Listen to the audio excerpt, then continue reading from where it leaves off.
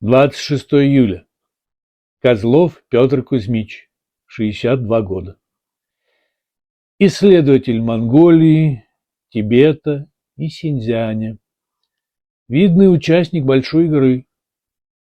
Ученик, последователь и первый биограф Пржевальского.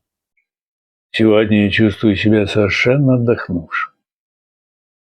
И мог бы вновь ехать за сотни километров, лишь бы целью моей поездки было совершенно новое, неисследованное и интересное место.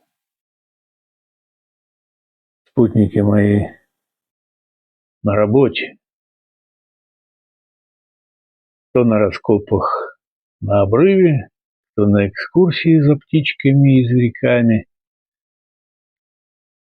Я пишу дневник, читаю письма и газеты, прибывшие с последней почтой.